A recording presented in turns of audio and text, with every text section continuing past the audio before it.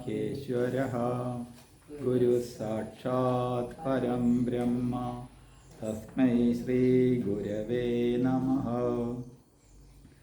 ഓം സർവമംഗളമംഗല്യേ ശിവേ സർവാർത്ഥസാധികേ ശരണ്യേ ത്രയംബകേ ഗൗരി നാരായണി നമോസ്തുതേ. 4-ാം അധ്യായം. ഋഷിരുവാച ശക്രാദയസുരഗണാ നിഹതേതി വീര്യേ തസ്മിൻ ദുരാത്മനി സുരാരിബലേ ച ദേവ്യാ താം തുഷ്ടുവു പ്രണതി നമ്രശിരോധരാം സ വാഗ്ഭിപ്രഹർഷ പുളഗോൽഗമചാരുദേഹ. ഇതിലുള്ളത് അധികം വളരെ സിമ്പിളായിട്ടുള്ള ശ്ലോകങ്ങളാണ്. ഇനിയിപ്പോൾ 4 വരി തന്നെ ഉള്ള ഓരോ ശ്ലോകങ്ങളാണ്. പറയുകയാണ്, ആ മഹാലക്ഷ്മി ഏറ്റവും ബലമുള്ള അസുര സൈന്യത്തെയും അതിപരാക്രമശാലിയായി ദുഷ്ടനായിരിക്കുന്ന ആ മഹിഷാസുരനെയും നിഗ്രഹിച്ചപ്പോൾ ദേവഗണങ്ങൾ നമസ്കാരങ്ങളെ കൊണ്ട് നമ്രങ്ങളായിരിക്കുന്ന കഴുത്തുകളോടും സ്കന്ധങ്ങളോടും കൂടിയവരായി അതിസന്തോഷം കൊണ്ടുണ്ടായ രോമാഞ്ച ആവിർഭാവം നിമിത്തം മനോഹരങ്ങളായിരിക്കുന്ന ശരീരങ്ങളോട് കൂടിയവരായിട്ട് വാക്കുകളെ കൊണ്ട് ആ മഹാലക്ഷ്മിയെ സ്തുതിച്ചു. ഇപ്പോൾ ദേവിയുടെ മഹാലക്ഷ്മി ഭാവത്തെ സ്തുതിക്കുന്ന ഭാഗമാണ്.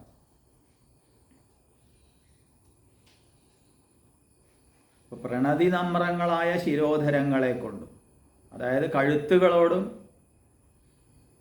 തോളുകളോടും കൂടിയവർ. പുളകോൽഗമ ചാരുദേഹ, പുളകോൽഗമം കൊണ്ട് രോമാഞ്ചാവിർഭാവം കൊണ്ട് ചാരുക്കളായ ഭംഗിയുള്ളതായ അങ്ങനെ മനോഹരങ്ങളായ ശരീരങ്ങളോട് കൂടിയവർ.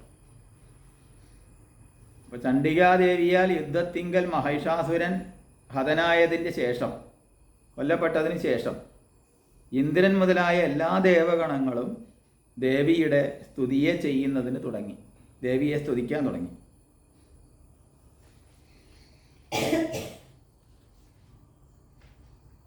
ഇവിടെ ആ സ്തുതിക്കുന്നതിൽ വ്യത്യസ്ത ശബ്ദഭേദങ്ങളെക്കുറിച്ച് പറയുകയാണ്. ഒന്ന് ജാതി ശബ്ദങ്ങൾ, ഗുണശബ്ദങ്ങൾ, ക്രിയാശബ്ദങ്ങൾ, ദ്രവ്യശബ്ദങ്ങൾ, ഇങ്ങനെ 4 വിധം ശബ്ദങ്ങളെ കൊണ്ട് സ്തുതിച്ചു.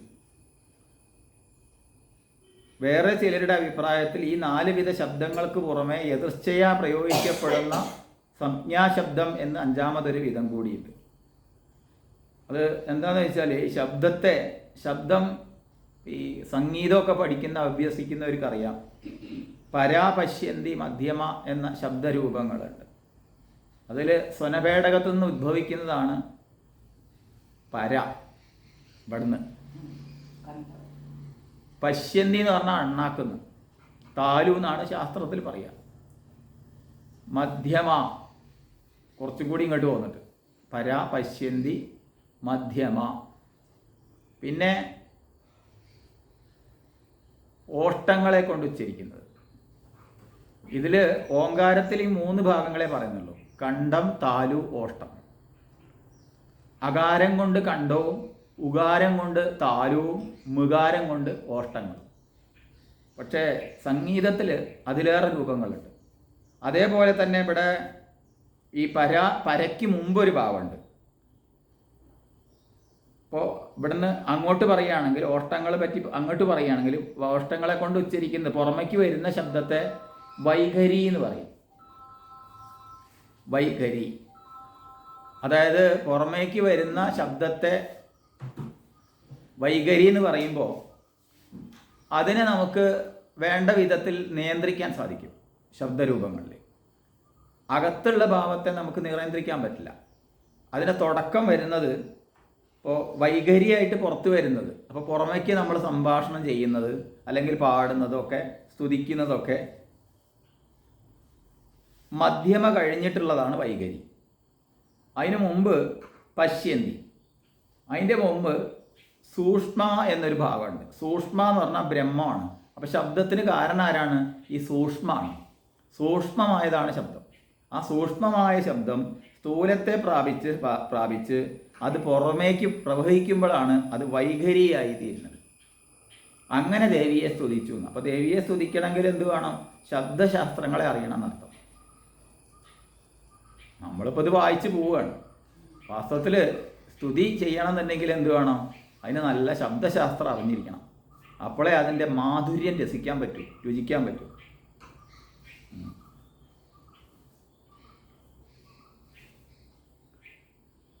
ദേവ്യായയാ തദമിദം ജഗദാത്മശക്ത്യാ നിശേഷദേവഗണശക്തി സമൂഹമൂർത്തിയാ നാദംബികാമഖിലദേവമഹർഷി പൂജ്യാൻ ഭക്ത്യാനദാസ്മ വിദദാതു ശുഭാനി സാന. ദേവ്യായയാ തദമിദം ജഗദാത്മശക്ത്യ. സ്തുതിയാവുമ്പോൾ അതിൻ്റെതായൊരു ഭംഗി അതിനുണ്ട്. നിശേഷദേവഗണശക്തി സമൂഹമൂർത്തിയ താമംബികാമഖിലദേവമഹർഷി പൂജ്യം ഭക്ത്യാനദാസ്മ വിദദാതു ശുഭാനി സാന. സകല ദേവഗണങ്ങളുടെയും ശക്തി സമൂഹത്താൽ ഉണ്ടായ ശരീരത്തോടു കൂടിയ, അപ്പോൾ സകല ദേവന്മാരുടെയും കൂടി ശക്തിയാണ് ഈ ഒരു ദേവിയായി തീർന്നത്. നിശേഷ ദേവഗണശക്തി സമൂഹമൂർത്തിയ, സർവ്വദേവന്മാരിൽ നിന്നും കുറഞ്ഞ കുറഞ്ഞ ഭാവങ്ങളെ സ്വീകരിച്ചുകൊണ്ട്. അല്ല, ദേവിക്ക് സ്വതന്ത്രമായ ഒരു ശക്തിയില്ല, ഒരു രൂപമില്ല. ദേവീൻ്റെ രൂപം ഏതാന്ന് വെച്ചാൽ അതാണ് സർവ്വദേവന്മാരിൽ നിന്നും എടുത്ത രൂപമാണ്. ദേവീൻ്റെ ശക്തി ഏതാണ്? അത് സർവ്വദേവന്മാരിൽ നിന്നും വാങ്ങിയ ശക്തിയാണ്.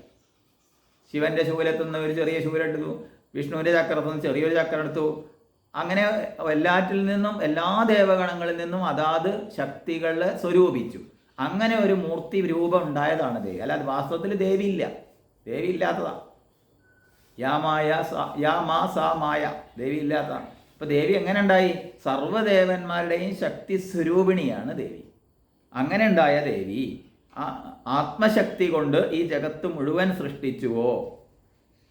അപ്പോൾ ആ ദേവിയുടെ ആത്മശക്തി കൊണ്ട് ഈ ജഗത്ത് മുഴുവൻ സൃഷ്ടിച്ചുവോ? സകല ദേവന്മാരാലും സകല മഹർഷിമാരാലും പൂജിക്കപ്പെടുവാൻ യോഗ്യയായ ആ ചണ്ഡികാദേവിയെ ഞങ്ങളിതാ ഭക്തിയോടുകൂടി നമസ്കരിക്കുന്നു. ആ ദേവി ഞങ്ങൾക്ക് മംഗളങ്ങളെ ചെയ്യട്ടെ എന്ന് പ്രാർത്ഥിക്കുകയാണ്. ഇപ്പോൾ ഋഷിമാർ പറയുകയാണ്, ഋഷിരുവാച, ഋഷി പറയുക. ഋഷി എന്ന് പറഞ്ഞാൽ മന്ത്രദ്രഷ്ടാവ് എന്നർത്ഥം. അപ്പോൾ ഋഷിമാർ പറയുന്നത് എന്താണെന്ന് വെച്ച് കഴിഞ്ഞാൽ, സർവ്വദേവന്മാരുടെയും ശക്തിയെ ആവാഹിച്ചുകൊണ്ട് യാതൊരു ദേവി മൂർത്തിഭാവം പ്രാപിച്ചുവോ ആ മൂർത്തിഭാവത്തെ പ്രാപിച്ച ആത്മശക്തി കൊണ്ട് ഈ ജഗത്ത് മുഴുവൻ സൃഷ്ടിച്ചുവോ. അപ്പോൾ ദേവി സൃഷ്ടി നടത്തുന്നത് എങ്ങനെയാണ്? സർവ്വദേവന്മാരുടെയും ശക്തി കൊണ്ടാണ് സൃഷ്ടി നടത്തുന്നത്. എങ്ങനെയാണ് പാലിക്കപ്പെടുന്നത്? അത് വിഷ്ണുവിൻ്റെ ശക്തി അതുകൊണ്ട് തന്നെയാണ് പാലിക്കപ്പെടുന്നത്. എങ്ങനെ സംഹരിക്കുന്നത്? രുദ്രൻ്റെ ശക്തിയെ സ്വീകരിച്ചുകൊണ്ട്. അങ്ങനെയുള്ള ആ ദേവിയെ സകല ദേവന്മാരും സകല മഹർഷിമാരാലും പൂജിക്കപ്പെടുവാൻ യോഗ്യയായ ആരാത്? ആ ചണ്ഡികാദേവിയെ ഞങ്ങളിതാ ഭക്തിയോടുകൂടി നമസ്കരിക്കുന്നു. ഞങ്ങൾക്ക് മംഗളങ്ങളെ ചെയ്യട്ടെ. യസ്യാ പ്രഭാവമതുലം ഭഗവാനനന്ദോ ബ്രഹ്മാഹരശ്ച നഹി വക്തുമലംബലം ച സാ ചണ്ഡികാഖില ജഗത് പരിപാലനായ നാശായ ചാശുഭയസ്യ പതിങ്കരോതു. യസ്യാ പ്രഭാവമതുലം ഭഗവാനനന്ദോ ബ്രഹ്മാഹരശ്ച നഹി വക്തുമലംബലം ച സാ ചണ്ഡികാഖില ജഗത് പരിപാലനായ നാശായ ചാശുഭയസ്യ പതിങ്കരോതു. യാതൊരു ദേവിയുടെ നിസ്തുല്യമായ മാഹാത്മ്യവും, നിസ്തുല്യമായ മാഹാത്മ്യം എന്ന് പറഞ്ഞാൽ തുലനം ചെയ്യാനാവാത്ത, മറ്റൊന്നിനോട് തുലനം ചെയ്യാൻ, താരതമ്യം ചെയ്യാൻ കഴിയാത്ത മാഹാത്മ്യം, അതാണ് ദേവി മാഹാത്മ്യം. അങ്ങനെയുള്ള മാഹാത്മ്യവും സാമർത്ഥ്യവും മുഴുവനും വർണ്ണിക്കുന്നതിന് ബ്രഹ്മാവും സർവ ഐശ്വര്യ സമ്പന്നനായ വിഷ്ണുവും പരമേശ്വരനും മതിയാവുകയില്ല. അപ്പോൾ വിഷ്ണുവിനോ ബ്രഹ്മാവിനോ പരമേശ്വരനോ ഈ ദേവിയുടെ മാഹാത്മ്യത്തെ വർണ്ണിക്കാനുള്ള സാമർഥ്യം പോരാ. അത്രയും മഹിമയാർന്നതാണത്. കാരണം ഇവരുടെ എല്ലാവരുടെയും ശക്തി സ്വരൂപിച്ചതാണ് ദേവിയുടെ മാഹാത്മ്യം, ദേവിയുടെ ഭാവം. അപ്പോൾ ഒരാൾ വിചാരിച്ചാൽ, ഓരോരുത്തരും വിചാരിച്ചാൽ അത് നടക്കില്ല. അത്രയും ഈ സർവ്വദേവന്മാരുടെയും മഹിമകളെ സ്വന്തം മൂർത്തിഭാവത്തിലേക്ക് ആവാഹിക്കപ്പെട്ടതാണ്. അതുകൊണ്ട് അതിനെ ആ ചണ്ഡികാദേവി സകല പ്രപഞ്ചത്തെയും പരിപാലിക്കുന്നതിനായും അശുഭങ്ങളിൽ നിന്നുണ്ടാകുന്ന ഭയത്തിൻ്റെ നാശത്തിനായും മനസ്സ് വയ്ക്കട്ടെ എന്ന് പറയാം. അപ്പോൾ മറ്റൊന്നിനോട് ഉപമിക്കാൻ കഴിയാത്ത മാഹാത്മ്യമാണ് ദേവിയുടെ മാഹാത്മ്യം. ദേവീ മാഹാത്മ്യം എന്ന് നമ്മൾ ഒരു സാമാന്യ നിലയ്ക്ക് പറയുന്നത് ദേവിയുടെ മാഹാത്മ്യം വലിയതാണ് എന്ന് കാണിക്കുകയാണ്. അതായത് താരതമ്യം ചെയ്യാനേ പറ്റാത്തതാണ്. അങ്ങനെയുള്ളതാണ് ആ ദേവീ മാഹാത്മ്യം എന്ന് പറഞ്ഞിട്ട്, അതുകൊണ്ട് എന്തു വേണം? അമംഗളങ്ങളിൽ നിന്ന് ഉണ്ടാകുന്ന ഭയത്തെ ജനിപ്പിക്കുന്നത് അമംഗളങ്ങളിൽ നിന്നാണ്, അധർമ്മങ്ങളിൽ നിന്ന് ഒക്കെയാണ് ദുഃഖം ഉണ്ടാവുന്നത്. അത് മറ്റ് പല ശാസ്ത്രങ്ങളിൽ നമുക്ക് കാണാൻ പറ്റും. ദുഃഖത്തിന് കാരണം, ഭയത്തിന് കാരണം എന്താണ്? ധർമ്മവിരുദ്ധമായവയാണ്. അങ്ങനെയുള്ള ഭയത്തെ, ദുഃഖത്തെ നശിപ്പിക്കുന്നതിനായിട്ട് മനസ്സ് വയ്ക്കട്ടെ, ശ്രദ്ധ വയ്ക്കട്ടെ എന്ന് പറയാം. യാ ശ്രീ സ്വയം സുഹൃതിനാ ഭവനേഷു ലക്ഷ്മീ പാപാത്മനാം കൃതധിയാം ഹൃദയേഷു ബുദ്ധി ശ്രദ്ധാ സദാം കുലജനപ്രഭവസ്യ ലജ്ജാം താം ത്വാം നദാസ്മ പരിപാലയ ദേവി വിശ്വം. യാ ശ്രീ സ്വയം സുഹൃതിനാം ഭവനേഷു ലക്ഷ്മീ പാപാത്മനാം കൃതധിയാം ഹൃദയേഷു ബുദ്ധി ശ്രദ്ധാ സദാം കുലജനപ്രഭവസ്യ ലജ്ജാ താം ത്വാം നദാസ്മ പരിപാലയ ദേവി വിശ്വം. യാതൊരു ദേവി സ്വയമേവ പുണ്യവാന്മാരുടെ ഭവനങ്ങളിൽ സ്ത്രീയായും, ഈ ഭാഗം ശ്രദ്ധിക്കാനുള്ള ഭാഗങ്ങളാണ്. എന്താണ് ദേവിയുടെ മഹിമ എന്ന് പറയുകയാണ്. യാതൊരു ദേവിയാണോ സ്വയമേവ പുണ്യവാന്മാരുടെ ഭവനങ്ങളിൽ അത് സ്ത്രീയായി വിളങ്ങുന്നു. സ്ത്രീ എന്ന് പറഞ്ഞാൽ ഐശ്വര്യം. അപ്പോൾ ഐശ്വര്യമായി വിളങ്ങുന്നത്, നമ്മളൊക്കെ ഈ വീട്,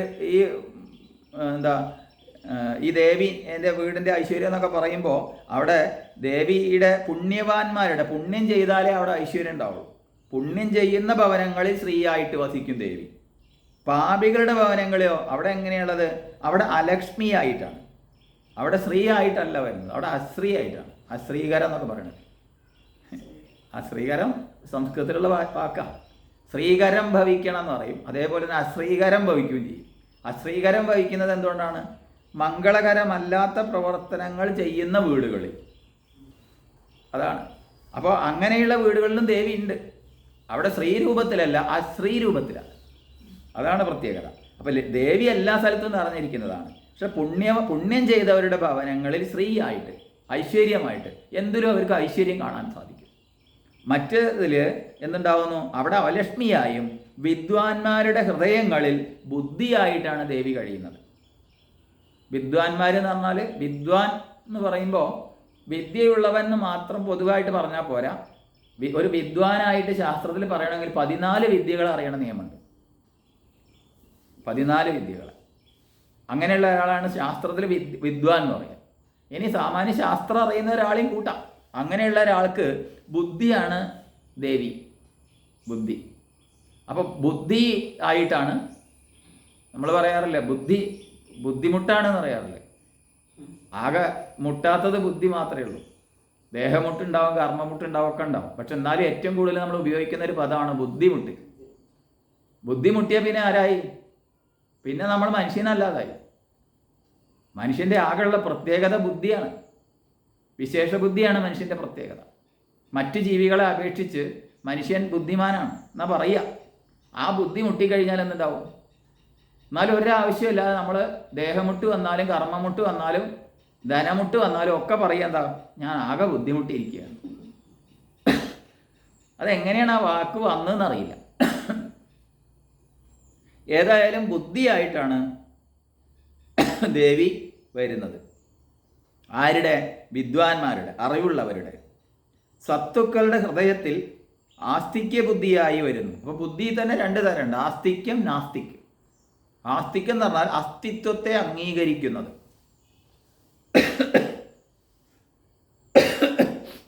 മറ്റൊന്ന് നാസ്തികന്മാർ. അപ്പം നാസ്തികന്മാരുടെ ബുദ്ധി, ആസ്തികന്മാരുടെ ബുദ്ധി ആരാണ്? ദേവിയാണ്. ഒരു കൂട്ടരിൽ നാസ്തികന്മാരാണ് അസ്തിത്വം.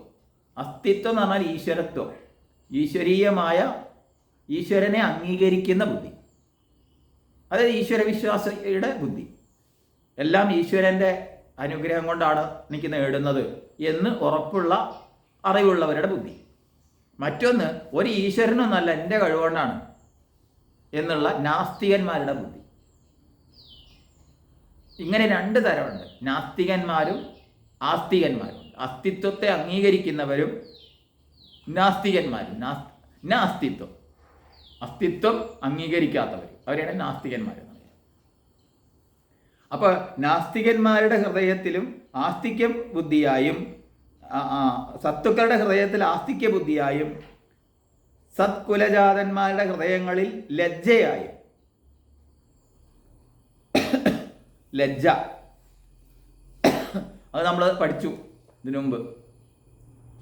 അത് ഇതില്ല, സൽക്കുലജാതന്മാരുടെ ഹൃദയങ്ങളിൽ.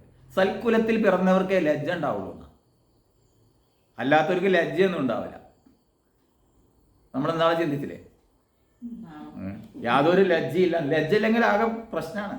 അപ്പൊ കുലജാതന്മാര്, കുലത്തിൽ ജനിച്ചവർ, കുലപാരമ്പര്യമുള്ളവർ, അത് പൊതുവെ നമ്മുടെ സമൂഹത്തിൽ കാണുന്നതാണ്. ഒരാള് നല്ല നിലയ്ക്ക് ഒരു എന്താ പറയുക, ഒരു തോന്നിയോണം നടക്കുക എന്നൊക്കെ പറയണില്ലേ, അതില്ലാത്തത് ഉറപ്പാണ് അവർ ഒരു കുലീനരാവുന്ന പറയും. ഒരു കുലീന കുടുംബത്തിൽ വളർന്നതാണ് നമ്മുടെ സാധാരണ വിലയിരുത്താറ്. അവർക്ക് അതിന് കഴിയില്ല, അവർക്ക് തോന്നിയമാതിരി നടക്കാൻ കഴിയില്ല, മറ്റവർക്ക് തോന്നിയാണ്.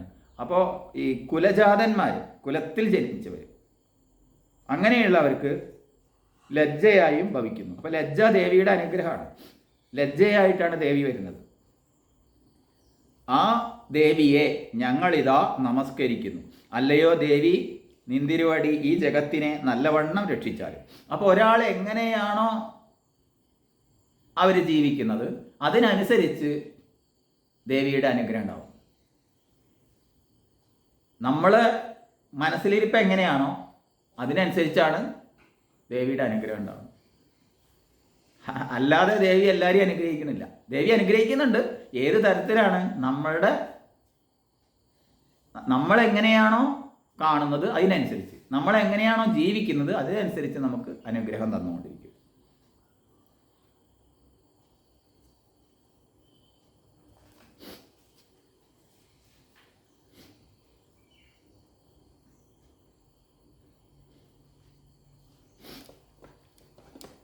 അപ്പോൾ ദേവിയെ നമസ്കരിക്കുക എന്ന് പറയുമ്പോൾ ഒരാൾക്ക് ഏത് തരത്തിലുള്ള ദേവിയെ നമസ്കരിക്കാൻ തോന്നുന്നത് ആ തരത്തിലുള്ള ദേവി നമ്മൾ അനുഗ്രഹിക്കും. അപ്പോൾ അത് നമ്മുടെ മനസ്സിലിരിപ്പിനനുസരിച്ചിട്ടാണ് ആ ദേവിയെ നമുക്ക് പൂജിക്കാൻ കഴിയുന്നത്. അപ്പോൾ കുറേ പണം ഉണ്ടാവണം വിചാരിക്കുക, കുറേ സമ്പത്ത് ഉണ്ടാവണം വിചാരിച്ചാൽ എന്ത് വേണം? അവിടെ സരസ്വതീനെ പൂജിച്ചിട്ട് കാര്യമില്ല, അവിടെ ലക്ഷ്മി ദേവിയെ തന്നെ പൂജിക്കണം. അല്ലെങ്കിൽ ഒരു ലജ്ജയും മടിയൊന്നും ഇല്ല വിചാരിക്കുക, അപ്പോൾ എന്ത് വേണം? ലജ്ജാരൂപത്തിലുള്ള ദേവിയെ. അങ്ങനെ ഓരോ ദേവീഭാവങ്ങളും വ്യത്യസ്തങ്ങളാണ്. നമുക്ക് എന്താണോ വേണ്ടത് അതിനനുസരിച്ച് ഉള്ള ദേവീഭാവങ്ങളുണ്ട്. ഒന്നോ രണ്ടോ ദേവീഭാവങ്ങളല്ല ഉള്ളത്. അറിവുണ്ടാവണമെങ്കിൽ നമ്മൾ സരസ്വതിയെയാണ് പൂജിക്കുന്നത്. അതുപോലെ തന്നെ ശക്തി ഉണ്ടാവണമെങ്കിൽ നമ്മൾ പൊതുവായിട്ട് ഈ മൂന്നെണ്ണമാണ്. അതിൻ്റെ തന്നെ അവാന്തര വിഭാഗങ്ങളായിട്ട് ധാരാളം ഉണ്ട്. പൊതുവായിട്ട് മൂന്നെണ്ണേ പറയാനുള്ളൂ. ശക്തി ആയിക്കൊണ്ട് ദുർഗയെ പൂജിക്കുന്നു, ഐശ്വര്യത്തിനായിക്കൊണ്ട് ധനസമ്പത്താദി ഐശ്വര്യങ്ങൾക്കായിക്കൊണ്ട് ലക്ഷ്മിയെ പൂജിക്കുന്നു, പിന്നെ അറിവിനായിക്കൊണ്ട് സരസ്വതിയെ പൂജിക്കുന്നു. അതിൽ തന്നെ അവാന്തര വിഭാഗങ്ങളുണ്ട്, അനേകം ഉണ്ട്. ഏത് തരത്തിലുള്ള അറിവ്? നാസ്തിക്യ ബുദ്ധിയാണോ ആസ്തിക്യ ബുദ്ധിയാണോ? അങ്ങനെ രണ്ട് തരമുണ്ട്. അങ്ങനെ ഓരോന്നിലും വ്യത്യസ്തമുണ്ട്. അതിനൊക്കെ പറ്റിയ ദേവീഭാവങ്ങളെ നമുക്ക് പൂജിക്കാം. അത് നമ്മുടെ ഇഷ്ടമാണ്. അതിനനുസരിച്ച് നമുക്ക് പൂജിക്കാൻ പറ്റും. നമ്മളെ ഇഷ്ടം ദേവത അങ്ങനെ ആയിരിക്കും. കിം വർണ്ണയാമ തവ രൂപമചിന്യമേതത് കിം ചാതിവീര്യമസുരക്ഷയകാരി ഭൂരി കിം ചാഹവേഷു ചരിതാനി തവാദിയാനി സർവേഷു ദേവ്യസുരദേവഗണാദികേഷു കിം വർണ്ണയാമ തവ രൂപമചിന്യമേതത് കിം ചാതിവീര്യമസുരക്ഷയകാരി ഭൂരി കിം ചാഹവേഷു ചരിതാനി തവാദിയാനി സർവേഷു ദേവ്യസുരദേവഗണാദികേഷു. അല്ലയോ ദേവി, സകല അസുരദേവഗണാദികളിലുള്ള വിചാരിക്കുവാൻ പാടില്ലാത്തതായ നിന്തിരുവടിയുടെ ഈ രൂപത്തെയും അധികമായി അസുരനാശത്തെ ചെയ്യുന്ന ദേവിയുടെ ഉത്കൃഷ്ട പരാക്രമത്തെയും യുദ്ധങ്ങളിൽ ദേവിയുടെ അത്യുത്കൃഷ്ടങ്ങളായ വീരകർമ്മങ്ങളെയും ഞങ്ങൾ എങ്ങനെയാണ് വർണ്ണിക്കുക? അപ്പൊ ദേവിയുടെ കഴിവ്, ദേവിയുടെ മഹിമ എങ്ങനെയാ വർണ്ണിക്കുക? കാരണം വെച്ചാൽ ദേവിയുടെ മഹിമകൾ അനേകം വിസ്തൃതമായതാണ്. സകല അസുരദേവഗണാദികളിലുള്ള വിചാരിക്കുവാൻ പാടില്ലാത്തതായ ദേവിയുടെ രൂപം, അതുപോലെ തന്നെ അസുരനാശത്തെ ചെയ്യുന്ന ദേവിയുടെ ഉത്കൃഷ്ട പരാക്രമത്തെ, അതുപോലെ യുദ്ധങ്ങളിൽ അത്യുത്കൃഷ്ടങ്ങളായ വീരകർമ്മങ്ങളെ ചെയ്യുന്ന അങ്ങനെയുള്ള ദേവിയെ എങ്ങനെ പറഞ്ഞിട്ടാണ് ഞാൻ സ്തുതിക്കേണ്ടത്? പറയില്ല എന്നർത്ഥം. അപ്പം എങ്ങനെയാണോ അങ്ങനെയുള്ള ദേവിക്ക് നമസ്കാരം. ഇന്നതുപോലെ എന്ന് പറഞ്ഞറിയിക്കാൻ വയ്യ. കാരണം സർവശക്തികളും സർവ കഴിവുകളും യാതൊരു മഹിമയാണോ അത് ദേവിയുടെ മഹിമയാണ്. ഈ ശ്ലോകങ്ങളൊക്കെ സ്തുതിപരമാകുന്നു. അല്ലയോ ദേവി, വാസ്തവത്തിൽ ദേവിയുടെ അനിർവാച്യ തന്നെ എന്ന് പറയും. അനിർവാച്യം എന്ന് പറഞ്ഞാൽ ദേവിയെക്കുറിച്ച് നിർവചിക്കാനേ സാധ്യമല്ല. നിർവചിക്കാൻ കഴിയാത്ത ദേവിയെ നിർവചിക്കാൻ ശ്രമിക്കുകയാണ് ചെയ്യുന്നത്. അതേ ചെയ്യാൻ പറ്റൂ. അപ്പം സ്തുതിക്കാനേ പറ്റുള്ളൂ. അത് ആ സ്തുതിക്കുന്നത് ദേവിയെ കൊണ്ടാണെന്ന് പറയാൻ പറ്റില്ല. ഇതേപോലെ ഒരു സമാനതയുള്ള ശ്ലോകമാണ് ഭഗവത്ഗീത ധ്യാനത്തിൽ അവസാനത്തെ ശ്ലോകം. ധ്യാനാവസ്ഥിത തദ്ഗതേന മനസാ പശ്യന്തിയം യോഗിനോ യസ്യാന്തം ന വിദുസുരാസുരഗണ ദേവായ തസ്മൈ നമ. കാരണം അവിടെ യം ബ്രഹ്മ വരുണേന്ദ്ര രുദ്രമരുതാന്നുണ്ട് ആദ്യം. യം ബ്രഹ്മ വരുണേന്ദ്ര രുദ്രമരുതസ്തുന്വന്തി ദിവ്യൈസ്തവൈഹി വേദൈ സാംഗപദക്രമോപനിഷതേർഗായന്തി യം സാമഗാഹ. യം ബ്രഹ്മ, യാതൊരാളെയാണോ ബ്രഹ്മാവ്, വരുണൻ, രുദ്രൻ, മരുദ്ഗണങ്ങൾ തുടങ്ങിയ ദേവന്മാരൊക്കെ സ്തുതിക്കുന്നത്, അവരൊന്നും കണ്ടിട്ടില്ല. അവരൊന്നും ദേവനെ കണ്ടിട്ടില്ല, ഈശ്വരനെ കണ്ടിട്ടില്ല. പിന്നെ ആരാ കണ്ടത്? പശ്യന്തിയം യോഗിനോ, യോഗിമാർ കണ്ടിരിക്കുന്നു. അതുകൊണ്ട് കാണാത്തവരാണ് സ്തുതിക്കുന്നത്. ഇന്നതാണെന്ന് പറയാൻ കഴിയാത്തത് കൊണ്ട് അവർ കീർത്തനം ചെയ്ത് സ്തുതിക്കുകയാണ്. സ്തുതിക്കുന്നവരാരും കാണുന്നില്ല. കണ്ടു കഴിഞ്ഞാൽ പിന്നെ ആ സ്തുതിക്കുന്ന അർത്ഥമല്ല. കാരണം ആ സ്തുതി പരിമിതങ്ങളാണ്. സ്തുതികളെല്ലാം പരിമിതങ്ങളാണ്. ഒരാളെ പറ്റിയിട്ട് ഒരു മഹിമ പറയുകയാണെങ്കിൽ അയാൾക്ക് ആ മഹിമ മാത്രമേ ഉള്ളൂ എന്ന് വരും. നമ്മളിപ്പോൾ ഒരാൾ പറയും അയാൾ നല്ല ഇന്ന ഗുണമുള്ള ആളാട്ടോ എന്ന് പറഞ്ഞാൽ ആ ഗുണമാണ് അയാളെ എടുത്ത് പറയുന്നത്. ഇതല്ല, ദേവിയുടെ ഗുണങ്ങൾ അനേകമാണ്, പറഞ്ഞറിയിക്കാൻ വയ്യ, അനിർവാച്യയാണ്, നിർവചിക്കാനാവാത്തതാണ്. അങ്ങനെയുള്ള ദേവിയെ എങ്ങനെ സ്തുതിക്കാനാണ്? അപ്പോഴാണ് സ്തുതിക്കുന്നവരാരും ദേവിയെ അറിയുന്നില്ല. ദേവിയെ പറ്റി കേട്ടിട്ടുണ്ട്, പറഞ്ഞിട്ടുണ്ട്, അതൊക്കെ അങ്ങനെ പറഞ്ഞവരെ പറ്റി കേട്ടിട്ടുണ്ട്, അങ്ങനെയൊക്കെ ഉണ്ട്. ദേവിയെ കാണുന്നവരാരാണ്? കാണുന്നവർ ഇല്ല. കാരണം എന്തുകൊണ്ടാണ്? കാരണം എല്ലാവരും നമ്മളൊക്കെ സ്തുതിക്കുക ചെയ്യുന്നത്. എങ്ങനെയുള്ള ദേവിയാണോ അങ്ങനെയുള്ള, എങ്ങനെയുള്ളതാണെന്ന് നിർവചിക്കാൻ വയ്യ. എന്നാൽ പിന്നെ സ്തുതിക്കേണ്ട ആവശ്യമില്ല.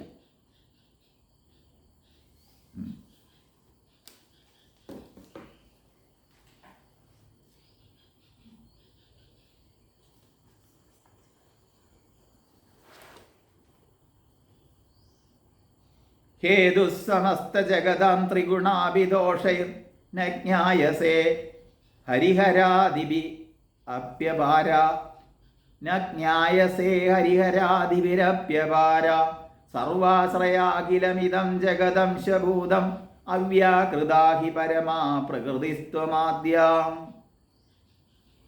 ഹേതുസമസ്ത ജഗതാം ത്രിഗുണാഭിദോഷൈർ ന ജ്ഞായസേ ഹരിഹരാദിവിരപ്യപാര സർവാശ്രയാഖിലമിദം ജഗദംശഭൂതം അവ്യാകൃതാഹി പരമാ പ്രകൃതിസ്ത്വമാദ്യാ.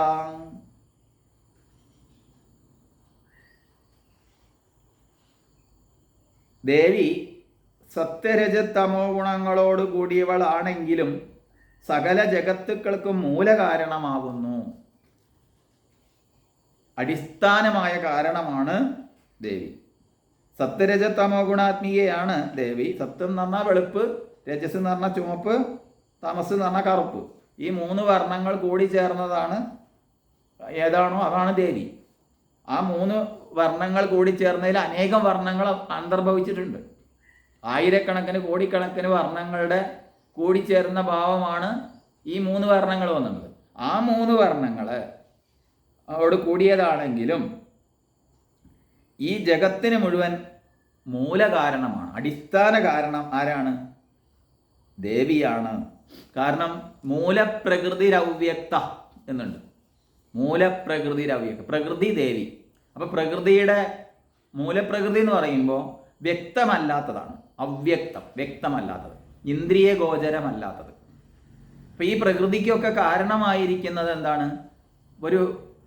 ഒരു ചെടി നമ്മൾ കാണുകയാണെങ്കിൽ ആ ചെടിയുടെ മൂലകാരണം എന്ന് പറഞ്ഞാൽ അതിൻ്റെ വിത്താണ്. ആ വിത്തിനും കാരണം ഏതാന്ന് ചോദിച്ചാൽ ഏതാണ്? അങ്കുരമാണ്. അങ്കുരം. അപ്പോൾ ആ അങ്കുരം, അപ്പോൾ അതിനും അപ്പുറത്തേക്ക് നമുക്ക് കാണാനേ വയ്യ. അപ്പോൾ കാര്യമുണ്ടെങ്കിൽ കാരണം കൂടിയേ തീരും. അപ്പോൾ ഈ പ്രപഞ്ചത്തിൻ്റെ മുഴുവൻ കാരണസ്വരൂപമായിരിക്കുന്ന ഭാവം യാതൊന്നോ അതാണ് ദേവി, മൂലപ്രകൃതി. അതിൽ നിന്നാണ് എന്തുണ്ടാകുന്നത്? വ്യക്തമായ ഭാവങ്ങൾ ഉണ്ടാവുന്നത്. പ്രകൃതി വികൃതി എന്നൊക്കെ പറയും. പ്രകൃതിയിൽ നിന്ന് വികൃതി ഉണ്ടാവും. വികൃതി എന്ന് പറഞ്ഞാൽ വികാരത്തെ പ്രാപിച്ചത്.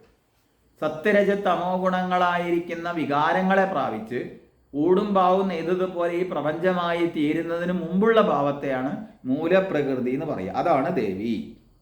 എങ്കിലും രാഗാദി ദോഷങ്ങളാൽ വിഷയീകരിക്കപ്പെടുന്നില്ല. രാഗാദി ദോഷം എന്ന് പറഞ്ഞാൽ കാമ, ക്രോധ, ലോഭ, മോഹ, മത, മാത്സര്യ, ഡംബ്, അസൂയ തുടങ്ങിയ ദോഷങ്ങൾ ദേവിയിലില്ല.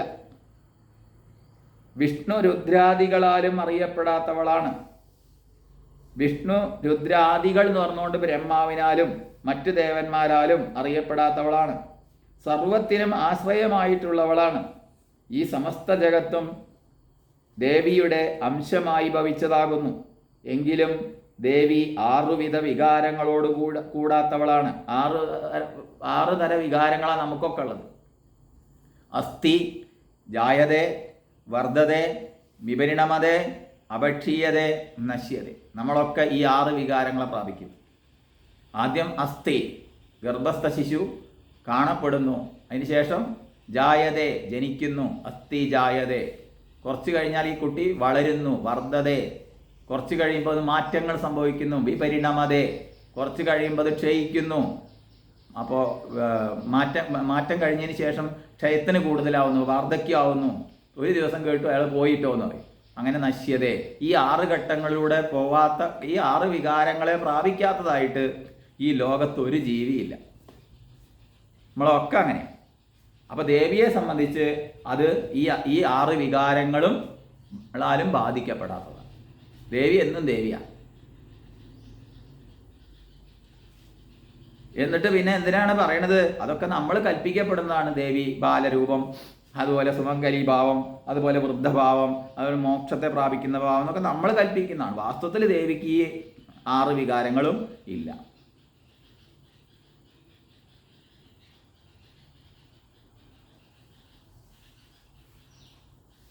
ദേവിയുടെ ഭാഗം ഇതേപോലെ തന്നെ ഭഗവത്ഗീതയിൽ ഉദ്ധരിച്ചിട്ടുണ്ട്. അതെന്താണെന്ന് വെച്ചാൽ ഭൂമിരാപോ നലോ വായുക്കം മനോ ബുദ്ധിരേവച അഹങ്കാര ഇതീയം മേ ഭിന്ന പ്രകൃതിരഷ്ടത. അല്ലയോ ദേവി, നിന്തിരുവടി സത്യരജസ്തമോ ഗുണങ്ങളോട് കൂടിയവളാകുന്നു. സത്വഗുണയായിരിക്കുന്ന ദേവി വൈഷ്ണവി ശക്തിയായിട്ട് ജഗത്തിനെ രക്ഷിക്കുന്നു. രജോഗുണയായ ദേവി ബ്രാഹ്മി ശക്തിയായിട്ട് ജഗത്തിനെ സൃഷ്ടിക്കുന്നു. തമോ ഗുണയായ ദേവി മഹേശ്വരി ശക്തിയായിട്ട് ജഗത്തിനെ സംഹരിക്കുന്നു. അത് ഹേതുവായിട്ട് തന്നെയാണ് ദേവി സമസ്ത ജഗത്തുക്കളെയും കാരണമായി ഭവിക്കുന്നത്. സൃഷ്ടിക്കേണ്ടവയും സംരക്ഷിക്കേണ്ടവയും സംഹരിക്കേണ്ടവയും ആയ വിവിധങ്ങളായ സ്വർഗം, ഭൂമി, പാതാളം എന്ന പേരോട് കൂടിയ ജഗത്തുക്കൾക്കെല്ലാം ഹേതു ദേവി തന്നെയാണ്.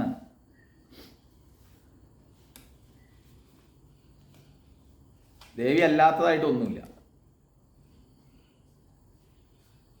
ഈ ദേവിയെ, അങ്ങനെയുള്ള ദേവിയെ വേദാന്തികൾ അനിർവചനീയയായ ആത്മമായ എന്നും അനാദിയായ അവിദ്യയെന്നും ശബ്ദാധികന്മാർ ശബ്ദശക്തിയെന്നും താന്ത്രികന്മാർ കർമ്മങ്ങളുടെ അപൂർവോൽപാദന സാമർഥ്യലക്ഷണയായ ഫലഗതിയെന്നും ശൈവന്മാർ ശിവശക്തിയെന്നും വൈഷ്ണവന്മാർ വിഷ്ണുമായയെന്നും ശാക്തന്മാർ മഹാമായയെന്നും അനാദിയായ ആദിശക്തി എന്നും പറയുന്നു.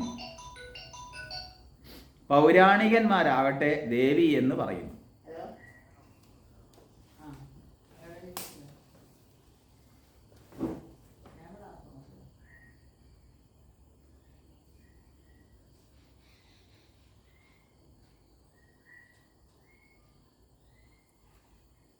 അപ്പൊ പൗരാണികന്മാർ പറയുന്ന പേരാണ് ദേവീന്ന്.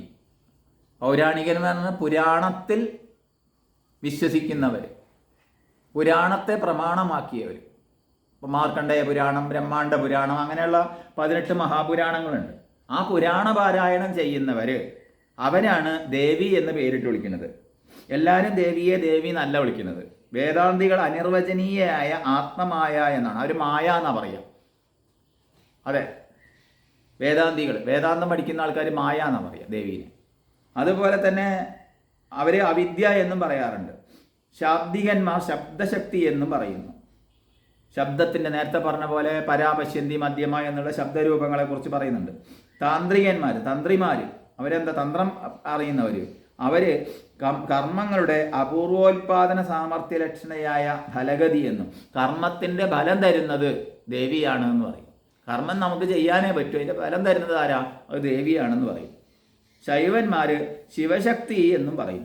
വൈഷ്ണവന്മാർ വിഷ്ണുമായ എന്ന് പറയും. ശാക്തന്മാർ മഹാമായ എന്ന് പറയും. അനാദിയായ ആദിശക്തി എന്നൊക്കെ പറയും. പൗരാണികന്മാരായവരാണ് ദേവി എന്ന് പറയുന്നത്. യസ്യാ സമസ്ത സുരദാ